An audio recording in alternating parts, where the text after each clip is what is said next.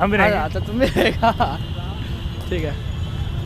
सो अस्सलाम वालेकुम, सत श्री अकाल, आदाब, नमस्कार, आप सभी का स्वागत है मेरे न्यू व्लॉग में। सो गाइज मैं पटना आया था, तो पटना में मैं यहाँ देख सकते हैं आप इंदिरा गांधी साइंस क्या होते हैं कॉम्प्लेक्स में आए हुए हम लोग। तो यहाँ का ये म्यूज़ियम है, यहाँ पे हम लोग विज़िट करने वाले हैं। यहाँ पे जो भी होगा मैं आपको अपने शेयर करूँगा, तो बने रहिए। यहाँ का देख सकते हैं, यहाँ पे गार्डन वगैरह बना हुआ बहुत अच्छा खूबसूरत, बहुत ज़्यादा ये है। और सबसे पहले लेट हो चुका है, जल्दी आइए। हम लोगों का शो में लेट हो चुका है, 3:20 में शो था। चलो, बहुत स्लिप मार रहा है गाइस। चलो क्योंकि हमारा शो लेट हो चुका है। बहुत अच्छा दृश्य यार। तो देख सकते हैं यहाँ का बहुत अच्छा दृश्य है।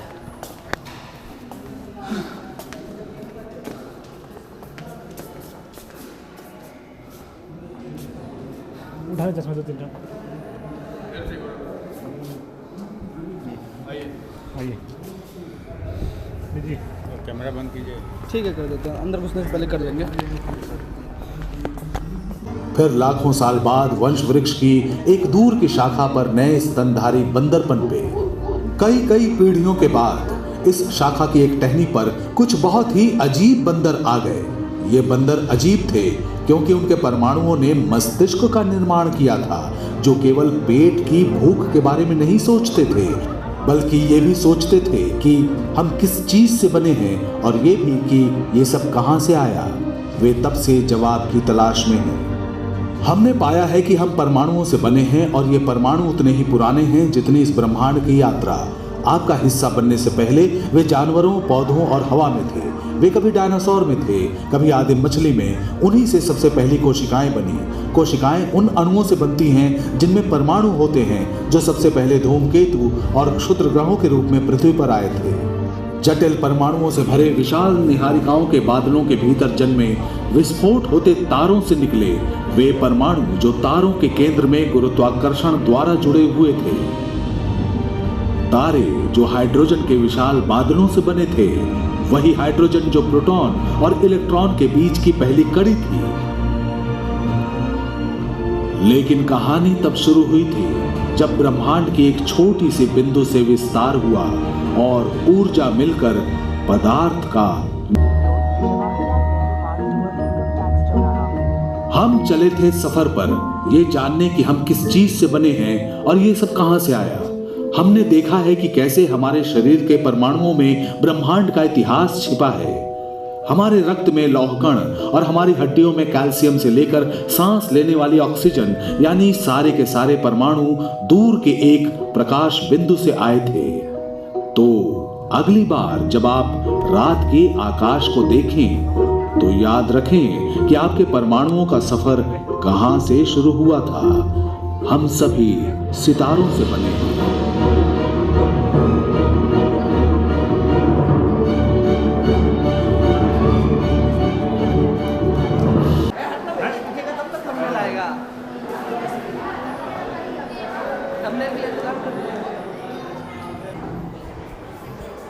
हम देखना चाहते हैं इसीलिए बोल रहे हैं। चलो भाई पूरा देख घूम ले लास्ट में। हाँ चलो। ये इश्क का जादू है। कहाँ चलेंगे वहाँ? गैलीलियो का मामला दिखाओ यार।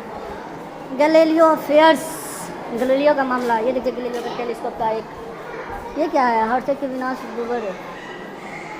ये देख सकते हैं आप, फर्स्ट टेलीस्कोप किस तरह का था। अंदर में देखिए क्या है। ये भाई साहब जीते हैं आपको। बढ़िया से नहीं कर सकते ना। ये तो अपने होम में अपने से बनाए भी हैं। ये क्या है? घाटिका यंत्र। आवाज़ कहाँ करता है? अरे यहाँ सम्राट यंत्र। जंतर मंतर यही वहाँ यहाँ भी है। ये क्या है? मिस्र यंत्र। ये देखो गाइस, यहाँ पे जितने भी मॉडल है सबका मतलब एक एक मॉडल डाला हुआ है हर एक चीज़ का। ये कौन है? ये भाई साहब कौन है? जीरो वाले सुनिए। ये आर्यभट्ट। आर्यभट्ट जी, आर्यभट्ट इसका लिखते हैं। और ये क्या है? आर्यभट्ट प्राचीन भारत गणित अभियान महत्वपूर्णता 5वीं शताब्दी का संस्कृत के बारे में लिखा हुआ था। ये सब देख सकते हैं आप। लिपि कौन सी थी? देवनागरी साइड इसको कहते हैं। ये कौन सी लिपि थी? यहाँ पे मॉडल रखा हुआ है हर एक चीज़ का। टेबल ऑफ सन गॉड, मतलब प्राचीन भारत में किस तरह से सूर्य देव को दिखा सकते थे। और ये एस्ट्रोनॉमी ने इजिप्शियंस के टाइम्स में किस तरह से दिखाते थे वो दिखाते हैं।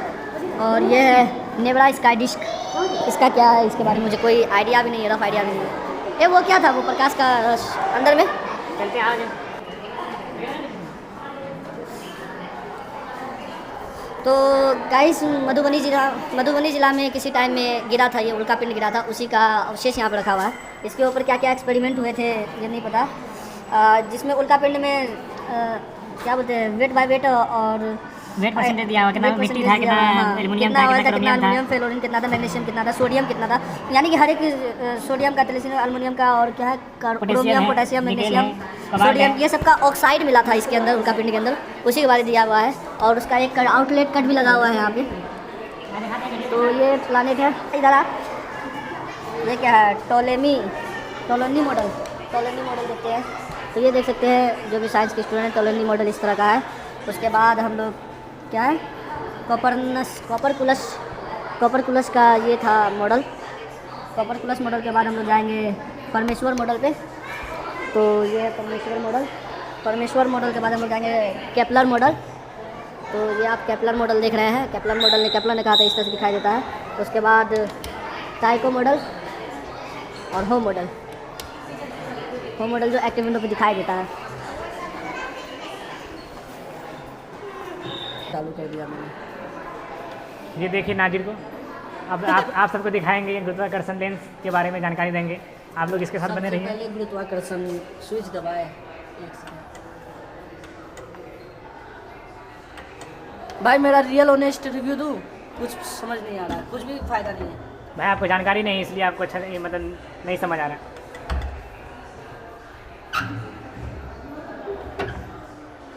सच कहे तो भाई इससे कुछ फ़ायदा नज़र नहीं आ रहा है। तुम भी देख लो एक बार, तुमको भी समझ में आ जाएगा। जब लंबी दूरी तय करना हो, हाँ तो प्रकाश किसी उससे आए उसके पास से गुजरती है और उसके गुरुत्वाकर्षण के प्रभाव में अपनी दिशा हाँ। सो गाइस उस वक्त बहुत ज़्यादा लोग थे, इसके वजह से मैं आपको अच्छे से नहीं दिखा पाया था। तो यहाँ पे लिखा हुआ सबसे पहले व्हाट इज़ गैलेक्सी क्या है ये देखने के लिए हमको मिलता है। उसके बाद यहाँ पे सबसे पहले 35 माइक्रोमीटर तक देखने के लिए हमारे पास एक लेंस है जो कि दिखाता है 45। इसको बनाया गया था जुलाई 1922 में, है ना।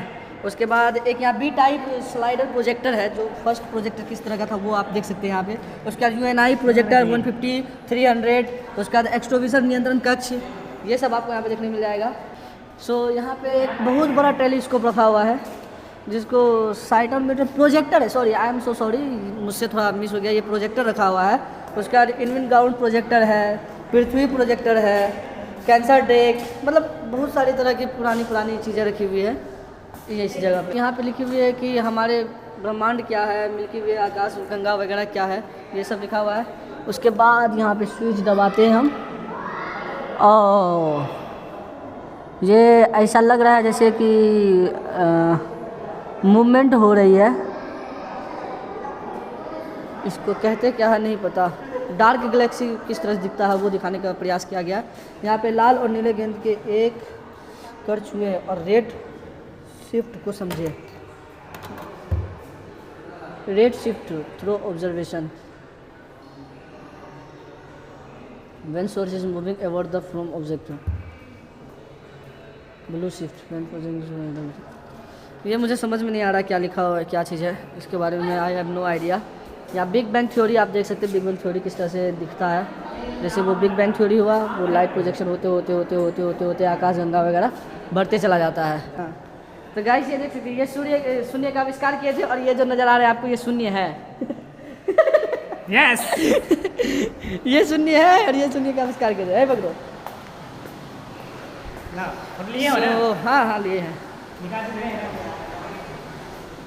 तो हम लोगों ने लगभग यही इतना बड़ा सूर्यमंडल है, हर एक चीज़ मैंने आपको कहा। सूर्यमंडल हम लोगों ने तो शो बुक किया था, लेकिन साला ट्रैफिक, पटना का ट्रैफिक मेरा मूड खराब कर दिया, आज नहीं देख पाए शो देख लिए गाइस, शो नहीं देख पाए गाइस, इसीलिए हम लोग अब वापस बाहर जा रहे हैं, नीचे का कैंपस देखते हैं कैसा क्या है। आप बने रहिए हम लोगों के साथ। सो भाई साहब पटना में तो बहुत ज़्यादा ठंड है, ऐसे वहाँ पे ठंड नहीं थी, छतरपुर में ठंड नहीं थी, लेकिन यहाँ पे बहुत ज़्यादा ठंड है, जबकि वो पहाड़ी इलाका है, वहाँ पे ज़्यादा ठंड होनी चाहिए। बट वहाँ पे ठंड ही कम थी। ऐसा क्यों हुआ सर? आप इसके बारे में क्या कहना चाहेंगे? ऐसा इसलिए कहना चाहेंगे कि हमको कोई पता नहीं। नहीं, जनसंख्या में वृद्धि हुई जिसके कारण पेड़ पौधे कट चुके पहले हमको थंबनेल के लिए फोटो खींच के दो यहाँ पे। हाँ, यार हम दोनों को। सो गाइज मेरा जो भी एक्सपीरियंस रहा यहाँ पे बहुत अच्छा रहा। आप भी एक बार अगर आप साइंस के स्टूडेंट हैं या फिर एस्ट्रोलॉजी वगैरह में अगर आपको थोड़ा बहुत भी इंटरेस्ट है तो आप यहाँ आकर के विज़िट कर सकते हैं। तो ये लोकेशन क्या है फरहान इसका? तारामंडल, ये Jawaharlal Nehru park, Jawaharlal Nehru park, road, Jawaharlal Nehru road, तारामंडल। डाक बंगला चौराहा से डायरेक्ट जवाहरलाल यहाँ तारामंडल आ सकते हैं। तो बस यही है इसका आउटलेट। यहाँ तक आप बने रहे। अगर वीडियो अच्छा लगे तो लाइक, सब्सक्राइब एंड शेयर करना नहीं भूले। धन्यवाद। मिलते हैं किसी और व्लॉग में किसी और जगह। बाय।